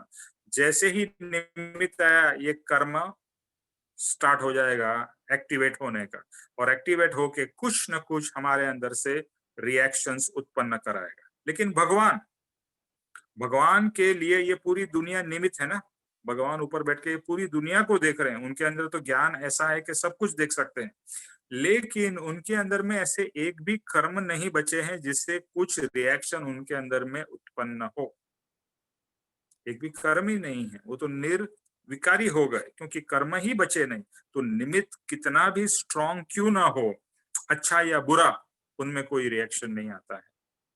इसके लिए उनको क्या कहते हैं? निर्विकारी। सो परमात्मा है, उनके अब एक भी नया कर्म उन्हें नहीं चिटकता क्योंकि सर्व कर्म रहित है, इसलिए निमित्त भी काम नहीं करता। इस कारण आत्मा का एक प्रदेश मात्र अस्थिर या चंचल या चलायमान हो वह संभव नहीं, क्योंकि अभी कोई कर्म नहीं बचा है। इसके आत्मा का कोई भी एक एक प्रदेश भी आत्मा का चलायमान भगवान के अंदर में नहीं होता है। क्यों नहीं होता है? क्योंकि वहां पर कोई कर्म के रचकण लगे हुए नहीं हैं जो निमित्त से रिएक्शन करेंगे, निमित्त के होने से। इस कारण आत्मा का एक प्रदेश मात्र से ये हो गया। हमारे पास तो इतने सारे कर्म है, इसलिए वहां कर्म के अनुरूप ऐसे निमित्त सेकंड सेकंड मिनट मिनट मिलते ही रहते हैं, और वह निमित्त के अनुरूप जो कुछ भाव होते हैं वह भाव को जांच ले, निमित्त के सामने प्रत्याघात नहीं दे तो वह कर्म जरूर झड़ जाएंगे। इस तरह से कर्म जितने कम होंगे उतनी जीव की निर्विकार दशा उत्पन्न होगी। अभी हमारे को भगवान से ज्यादा पुरुषार्थ करना पड़ेगा। जैसे बताया, भगवान के पास में ऐसे कोई कर्म ही नहीं बचे हैं कि जिससे विकार उनको उत्पन्न होंगे, पर हमारे पास में तो भरे हुए हैं। हमारे पास में भरे हुए हैं। अभी भरे हुए हैं तो हर सेकंड हर मिनट कुछ ना कुछ निमित्त हमारे जीवन में आता रहता है, और निमित्त के अनुरूप कर्म उदय में आते रहते हैं और हमारे अंदर में विभाव और विकार कराते रहते हैं। तो हमें क्या करना है? वी कैन नॉट से कि अभी तो यार मैं क्या करूं, मेरे पास में इतने सारे कर्म है। नहीं, तुझे भगवान बनना है, तुझे निर्विकारी बनना है। तो तुझे अगर निर्विकारी बनना है तो निर्विकारी बनने के लिए तुझे पुरुषार्थ करना पड़ेगा। जैसे एजुकेशन, अभी हमने एजुकेशन कर ली, तो क्या अभी हमें एग्जाम का टेंशन है? क्या हमें एग्जाम देनी पड़ेगी? ऐसा कोई हमारे लिए प्रॉब्लम है? नहीं है ना। लेकिन जो बच्चा पढ़ रहा है उसको तो हर समय ये टेंशन रहती है, अभी ये पढ़ना है, अभी ये एग्जाम, मंथली एग्जाम आएगी, फिर 6 मंथली एग्जाम आएगी, फिर एनुअल एग्जाम आएगी, फिर बोर्ड की एग्जाम आएगी, फिर ये आएगी। यानी उसको तो हर समय उससे डील करना है। कहने का भावार्थ ये है कि हमको अभी इस तरह से we are like a student in the path of spiritual मार्ग। वी आर स्टूडेंट, तो हमें अलग अलग एग्जाम्स को पास करते हुए आगे बढ़ना है। और जब भी हम ये सब एग्जाम से पास हो जाएंगे, पास ना पास नहीं, पास, तो फिर हमें कोई प्रॉब्लम नहीं। बट तब तक तो हमें पुरुषार्थ करना पड़ेगा। तो वो पुरुषार्थ क्या है? जैसे वापस मैं यही कहूँ कि मैं भी सोचता था, अरे जब भी मैं पढ़ता था, अरे ये मेरे पेरेंट्स या जो बड़े लोग हैं उनको कितना अच्छा है, उनको कोई एग्जाम देने की जरूरत ही नहीं है। अरे उन्होंने एग्जाम दे के वो लेवल पे पहुंच गए हैं, और मैं आज वो लेवल पे नहीं हूँ। तो मुझे तो एग्जाम्स देनी पड़ेगी, मुझे पढ़ना पड़ेगा। इस तरह से मेरे अंदर में इतने सारे कर्म है, तो मुझे पुरुषार्थ करना पड़ेगा। और पुरुषार्थ क्या करना है? कर्म के उदय आएंगे, मेरे अंदर में विकार उत्पन्न करेंगे, मुझे शांति से समता से रहना है, रिएक्शन नहीं देना। पापा जी ये बार बार कहते हैं, कुछ भी हो रिएक्शन अगर हम न दे तो कर्म झड़ जाएंगे, गिर जाएंगे। लेकिन जितने अंश से हमने रिएक्शन दिया उतना कर्म बंधन वापिस हो जाएगा। तो हमें सतर्क होके, मैं वापिस में बार बार ये शब्द यूज कर रहा हूँ, सतर्क, या we have to be aware और we have to be awakened. Awakened नहीं तो मैं अवेयरनेस की बात करूं कि बी प्रेजेंट। जैसे ही कुछ हुआ ना तो समझ जाने का कर्म का उदय हुआ। कुछ भी हुआ, you have to become alert. जैसा डॉग होता है ना, डॉग को कुछ भी आवाज सुनाई देती, कैसा कान खड़े हो जाते हैं, क्या आवाज आई। इसी तरह से हमारे जीवन में कुछ छोटा भी हुआ या बड़ा भी हुआ, तुरंत सतर्क हो जाना है, कुछ कर्म का उदय हुआ है। Okay, now I have to become prepared कि मैं उसमें बंद न जाऊं। जो हुआ उसको मैं जितना हो सके समता से मैं देखूं, उसमें मैं बह न जाऊं, उसमें मैं अटैच न हो जाऊं, उसमें मैं रिएक्शन न करूं। फिर भी थोड़ा बहुत तो हो जाएगा, ठीक है, बट जितना हम बच सके उतना तो अपने आप को बचाओ।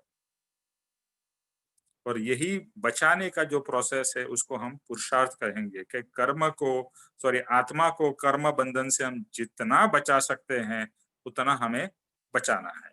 और बचाने के लिए आत्म भाव में रहना है, भक्ति भाव में रहना है, पुरुषार्थ भाव में रहना है, और बार बार यह अंदर से अपने आप सोचते रहना है कि मैं आत्मा हूँ, शरीर नहीं हूँ, और ये सब चीज मेरी नहीं है। सो लेट दिस, जो चीज मेरी नहीं है मुझे अफेक्ट नहीं करने देना है उसको। मेरी नहीं है तो मुझे क्यों अफेक्ट कर रही है? मैं क्यों उन चीजों को अलाउ कर रहा हूं टू अफेक्ट मी? ये भाव स्ट्रॉन्ग होना चाहिए। तो फिर वहां पर निर्विकारिता कुछ अंश तक हमारे अंदर में हो सकती है। सो निर्विकार दशा उत्पन्न होगी। तो ये हो गया दूसरी निर्विकारिता।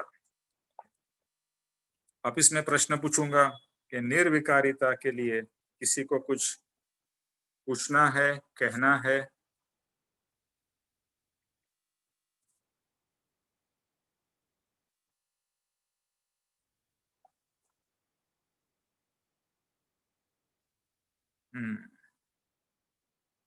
ओके, अभी तीसरा है। पहले था निरागी, दूसरा था निर्विकारी, अभी तीसरा है जो मेरा काफी फेवरेट है, सच्चित आनंद, सच्चिदानंद।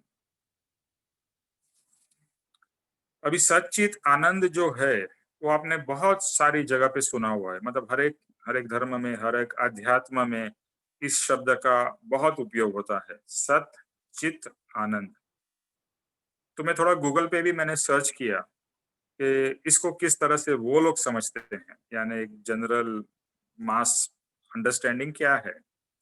तो सच्चित आनंद को एक इंग्लिश में कहे तो स्वीटी जी लव्स इंग्लिश, तो उनके लिए है कि सत का मतलब है एग्जिस्टेंस, ट्रूथ या बीइंग, मतलब अलग अलग जगह पे अलग अलग तरीके से इसका सत का मीनिंग किया गया है। सत मीनिंग ट्रूथ, मीनिंग एग्जिस्टेंस और बीइंग।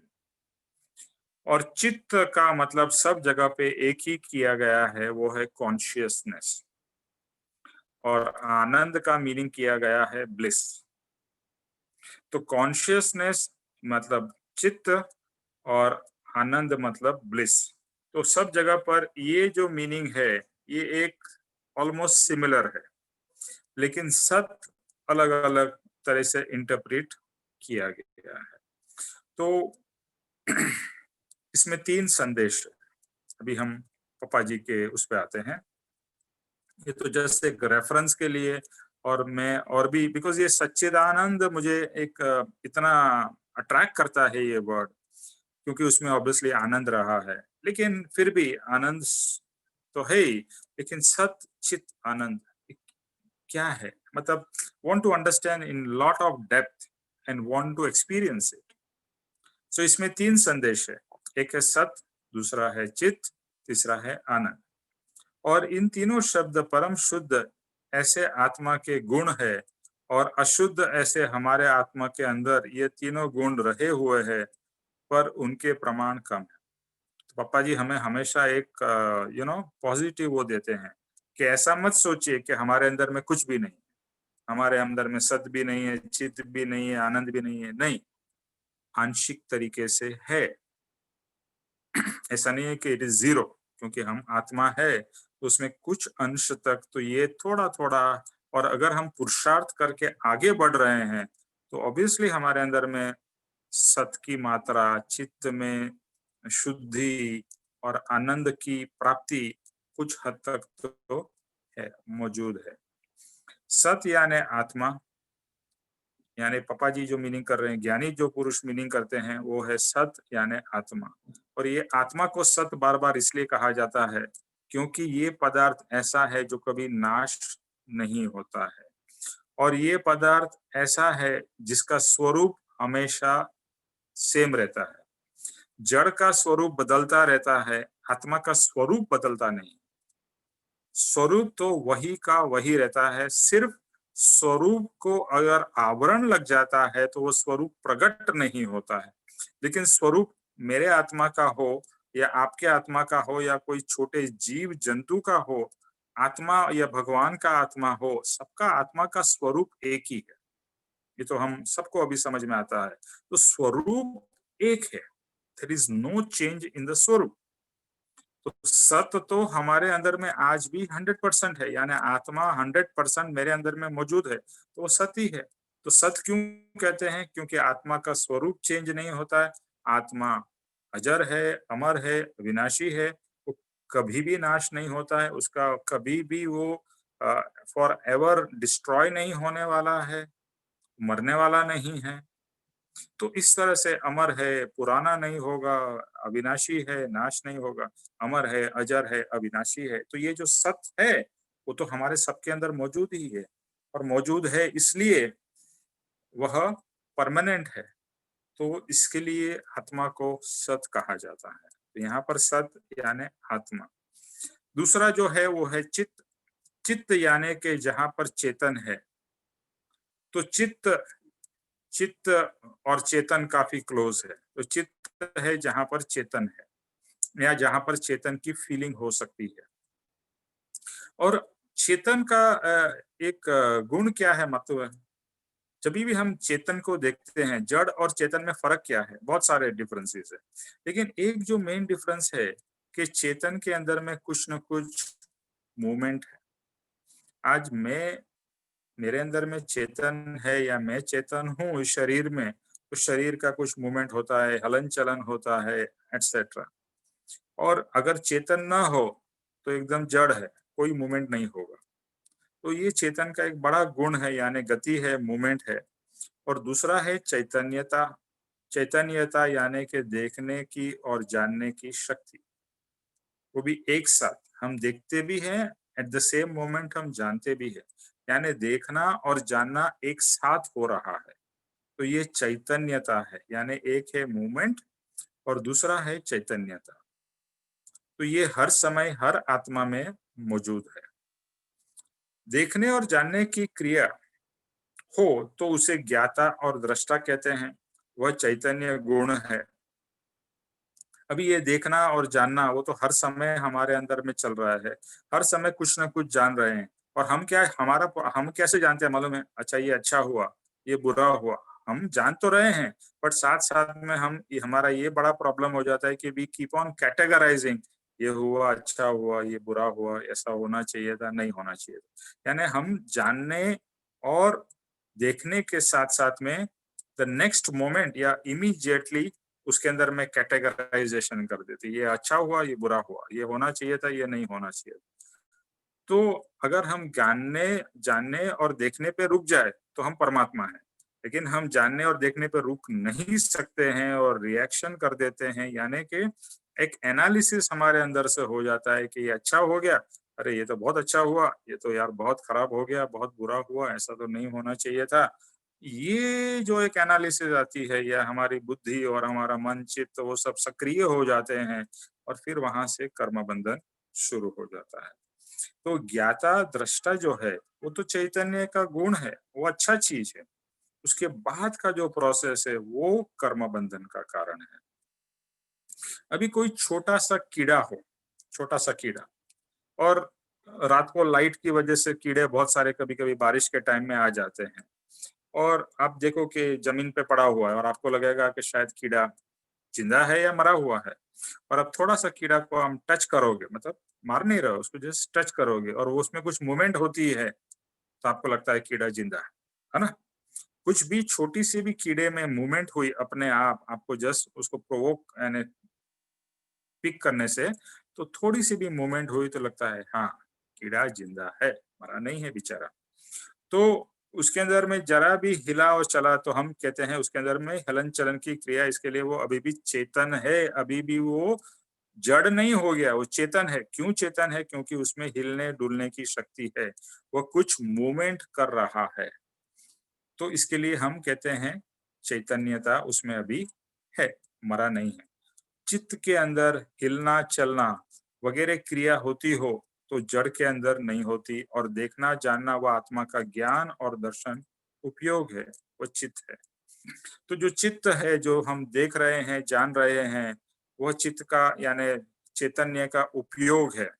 और जो हिलना चलना जो शरीर में हो रहा है, तो ये दो चीज प्रोमिनेंटली विजिबल है या प्रोमिनेंटली हमें दिखाई देती है कि हमारे अंदर में मूवमेंट हो रहा है और हमारे अंदर में ज्ञान और दर्शन यानी देखना जानना हो रहा है। और अगर ये नहीं होता है तो हम कहते हैं जड़ है। चित्त के अंदर, हाँ सॉरी, ये हो गया तीसरा शब्द है आनंद। तो ये हो गया चित्त का। तो चित्त के अंदर में चित्त, कृपाणु देव का एक बार मैं पढ़ रहा था और उन्होंने बहुत ही अच्छा एक वचन लिखा था कि चित्त की दशा चैतन्यमय है। क्या लिखा था? चित्त की दशा चैतन्यमय है। और हमारे अंदर में चित्त में क्या होता है? हमारे चित्त में क्या होता है? चिंता होती है ना? चित्त ही तो चिंता का स्थान है ना। अगर ऐसा होगा तो अरे बाप रे बाप, ऐसा हो जाएगा तो, अरे कुछ बिजनेस में ऐसा हो जाएगा तो, अरे फाइनेंशियल ये हो जाएगा तो, अरे कहीं मुझे कोरोना हो जाएगा तो, ये चित्त आज के दिन हमारा क्या कर रहा है? चिंता कर रहा है। और ज्ञानी का चित्त क्या है? वो सिर्फ चित्त चैतन्यमय है, ये कृपाणु जी का मुझे वचन इतना अच्छा लगा था कि चित्त की दशा चैतन्यमय है। मतलब चित्त और कोई सोच नहीं रहा है, चित्त सिर्फ चैतन्यमय है। यानी चित्त सिर्फ देख रहा है, जान रहा है और अपने आप को फील कर रहा है। आत्मा का जो चैतन्य गुण है बस वो चैतन्यता का अनुभव कर रहा है। तो ये वचन मुझे इतना अच्छा लगा था और लगा वाह, चैतन्यता, ऐसी चैतन्यता हमें चाहिए कि हर समय हमारा चित्त में चैतन्यमय रहे, चैतन्य घन रहे। और ये सब जो भी फालतू यानी जो चिंता के विचार हम करते रहते हैं उसे हम कट कर सके या उससे मुक्त हो सके। तो ये चित्त है। और तीसरा जो है वह है आनंद, यानी सुख कहिए, आनंद कहिए, कि जो दशा है वह गुण फक्त आत्मा का है। मुझे विचार करते हुए ऐसा लगा कि ये जो आनंद है ना, इट इज द आउटकम। जब इस सत चित्त में जब इस सत आएगा, यानी चित्त जब ये आत्मामय होगा और चैतन्यमय होगा, तभी आनंद अपने आप प्रकट होगा। सो आनंद जो थर्ड पार्ट है, मुझे ऐसा लगता है कि दैट थर्ड पार्ट को कुछ करना नहीं है, वो अपने आप प्रकट होगा। It's a and result, it's a and result of सत चित। सत चित हुआ तो अपने आप आनंद प्रकट होगा। और हमारे केस में क्या है, हम दुखी हैं। क्यों? क्योंकि असत चित्त में क्या है, असतता है। चित्त में पर के विचार है, चित्त में पर चीजों का ही आना जाना है। इसके लिए असत है, क्योंकि पर चीज सत नहीं है।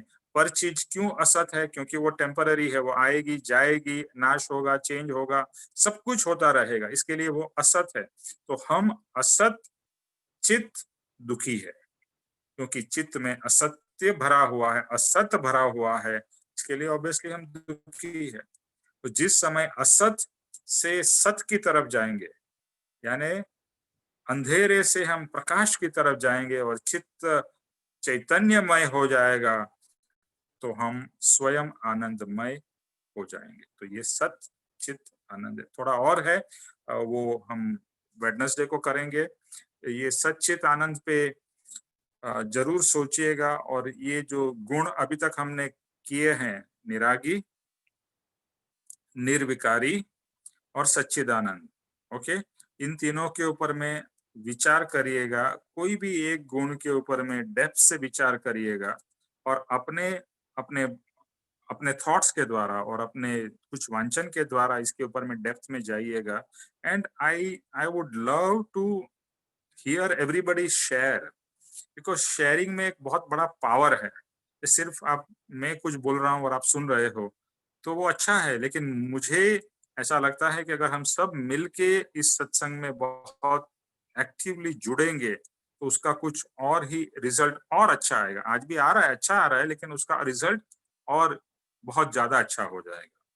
तो फिर से आप लोगों के भी विचार आप प्रकट करिए और इसको डेप्थ में तीन तीन अभी तक हमने किए हैं, निरागी, निर्विकारी और सच्चित आनंद। ओके, तो इसके ऊपर में किसी को अभी तक जो भी किया उसके ऊपर में कोई प्रश्न है?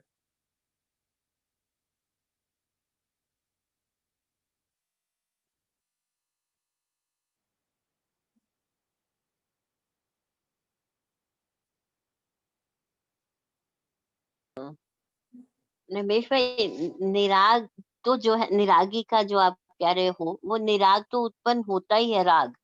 ओके क्योंकि सविता जी, अगर मान सॉरी, मेरा एक minute Savita ji, sorry sorry sorry, मेरा इधर में वॉल्यूम का प्रॉब्लम हो गया। एक minute, just give me 1 minute, I will have to log out and come back. Okay okay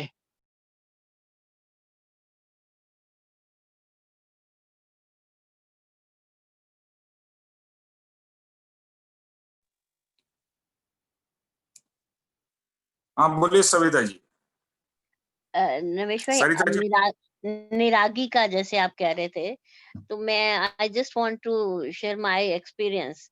अभी थोड़े दिन पहले दीपक जी की तबीयत खराब हुई, तो वो कहीं वॉक कर रहे थे, ही फॉल डाउन और वहां पे फेंट हो गए। तो ओ, उस टाइम लगा कि भाई मतलब आप चाहे जितना भी ये सत्संग में आ रहे हो कुछ भी, पर वो पल एक जो क्षण होता है, उस टाइम आप सब भूल जाते हो। तो वहां फिर हमें कहाँ खड़े रहना है, उस टाइम हमारी क्या सिचुएशन होनी चाहिए। फिर थोड़ी देर बाद संभल के, नहीं भगवान सब ठीक करेगा, जो होगा वही होगा ठीक। तो उस टाइम हम भटक जाते हैं कि भाई हम क्या, हमारा सच में राग नहीं है या हम राग मुक्त हो रहे हैं।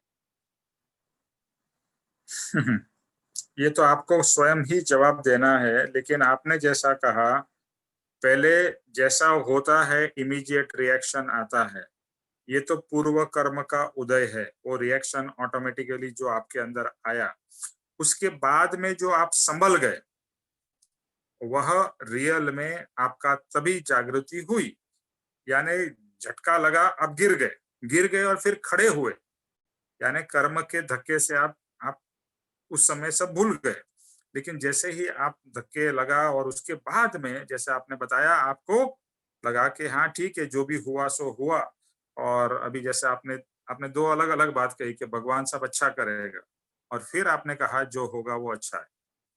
तो ये समझ जो है ना, दूसरी वाली, कि जो होगा वह अच्छा है, और रादर ये सोचना कि भगवान सब अच्छा करेगा, तो वो एक भाव इमीडिएटली हो जाते हैं और वो स्वाभाविक है। लेकिन उसके बाद में तब आपने आपकी 3 स्टेज की वर्णन किया, आपको शायद ख्याल नहीं आया। पहला स्टेज जब ये आपको पता चला कि वो गिर गए, इमीडिएट रिएक्शन, क्या हो गया, कैसे हो गया, अभी क्या होगा, एटसेट्रा। ओके, आकुलता, हम्म, हम्म, व्याकुलता। दूसरा हम्म, स्टेज, चलो जो भी हुआ भगवान अच्छा करेगा, यानी एक होप है कि भगवान अगर उसको कुछ हुआ है तो भगवान अच्छा कर देंगे। और तीसरा स्टेज, कि जो हो गया सो हो गया, जो भी होगा ठीक है। वहां पर एक थर्ड लेवल पे आप आ गए। तो जी थर्ड लेवल पे बहुत अच्छा है अगर आप पहुंच जाते हैं, और वहां पर टिके रहना है, क्योंकि वापस वापस कुछ और पता चलेगा कि उनको कुछ ये हो गया, तो वापस आप फर्स्ट और सेकंड स्टेज पे चले जाओगे। फिर से आप चिंता करने लगोगे, आकुलता व्याकुलता होगी, फिर से भगवान से यही प्रार्थना करोगे, भगवान उनको ठीक कर दो, उनको अच्छा कर दो, उनको उनको कुछ तकलीफ ना हो, ऐसा भाव अवश्य होगा। और वो ओके है। फिर से आ जाओ, ठीक है, जो भी होगा मुझे समता में रहना है, ये कर्म का उदय है, मुझे हम्म, शांत भाव और समता भाव में रहना। इसका मैं कुछ कर नहीं सकती। तो वो गिरे, आप कुछ रोक सकते थे उनको गिरने से? नहीं रोक सकते थे। वो उदय था और वो गिर पड़े। तो बस जितना हो सके वहां पर आप थर्ड स्टेज यानी शांति और समता के स्टेज पे आ सको। फिर से अगर मान लो उसका कुछ एक्सरे निकाला या सीटी स्कैन निकाला और कुछ आई डोंट नो, कुछ अभी उनको कुछ अंदर में कुछ हुआ नहीं है ना? नहीं नहीं, ये निमेश भाई इनको सेकंड टाइम हुआ है, एकदम चक्कर सा आता है और आंखें पलट जाती हैं एंड वो गिर जाते हैं नीचे। तो ये ठीक है। सारे टेस्ट वगैरह हुए तो सब नॉर्मल आए। तो फिर वही राइट। आता है कि भाई वो हम कहते तो यही है ना कि भगवान ठीक करेगा। मैं मानती हूँ, मैं उस टाइम आया कि ये कर्म का उदय हुआ है, पर इसको संभल जाना है, इसमें डगमगाना नहीं। अगर हम हिम्मत हारेंगे तो बिल्कुल वो सामने वाले को भी नहीं देख पाएंगे और अपने आप को भी नहीं संभाल पाएंगे। तो मैं कहती हूँ कि वो मोमेंटरी जो राग हमें उत्पन्न होता है, ये क्या स्वाभाविक है। ये कर्म का उदय है। औदयिक भाव कहते हैं उसको। औदयिक भाव मतलब कुछ होने से इमीडिएट हमारे अंदर में, जैसे बताया ना, पूरे कर्म के पार्टिकल्स चिपके हुए हैं, और निमित्त मिलते ही वो पार्टिकल्स एक्टिव होके हमारे अंदर में कुछ रिएक्शन करा देते हैं। और जितनी जल्दी वो एक, इसको कहेंगे औदयिक भाव। ओके। और वो होंगे, जैसे कुछ हुआ और आप बोला आपको कोई रिएक्शन नहीं है, ऐसा हो ही नहीं सकता है, होगा। लेकिन उसके बाद में जितना जल्दी समझ गए, तो पहले राग की अवस्था थी, राग का रिएक्शन था। लेकिन जैसे जैसे आप संभलने लगे, तो फिर आप रागी में से निरागी की तरफ जा रहे हो, निरागी हुए नहीं हो। लेकिन उतने समय आप संभल गए कि चलो ठीक है, जो होना है कर्म का उदय है, इसको अभी शांति से मुझे हैंडल करना है। तो वहां पर आपके अंदर में वीर्य और आत्मा का बल आया, एंड यू से कि now I will handle the situation, जो भी हो गया सो हो गया। और अभी देखो, एक है प्रैक्टिकली समझना कि जो ये मेडिकल पॉइंट ऑफ व्यू से, और दूसरा है समझना आत्मिक पॉइंट ऑफ व्यू से कि ये कर्म का उदय हुआ है, बट अभी मुझे स्ट्रांग होके आत्मा का वीर्य प्रकट करके कर्म बंधन नहीं करने। ओके, हाँ जी, थैंक यू निमेश भाई। ओके, और किसी को कुछ कहना है?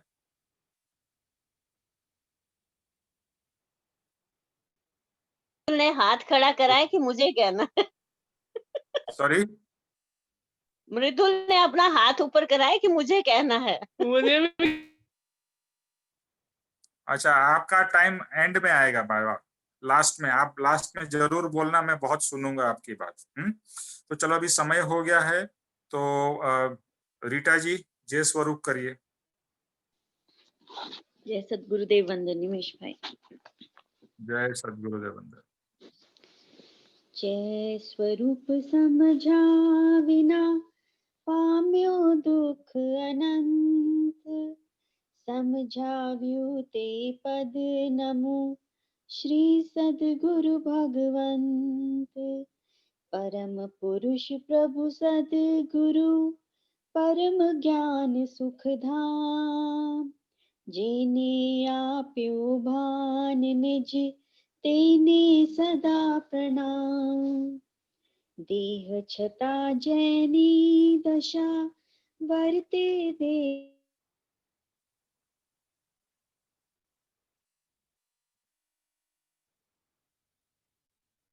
आपका आवाज चला गया। परम कृपालु देव, जन्म जरा मरना आदि सर्व दुखों का अत्यंत क्षय करने वाला वितराग पुरुष का मूल मार्ग आप श्रीमान ने अनंत कृपा करके मुझे दिया। उस अनंत उपकार का प्रत्युपकार करने में मैं सर्वथा असमर्थ हूँ। फिर आप श्रीमान कुछ भी लेने में सर्वथा निसप्रिय हैं, जिससे मैं मन वचन काया की एकाग्रता से आपके चरणाविंद में नमस्कार करता हूँ। आपकी परम भक्ति और वितराग पुरुष के मूल धर्म की उपासना मेरे हृदय में भव प्रयत्न अखंड जागृत रहे, इतना मांगता हूँ। वह सफल हो, सफल हो, सफल हो।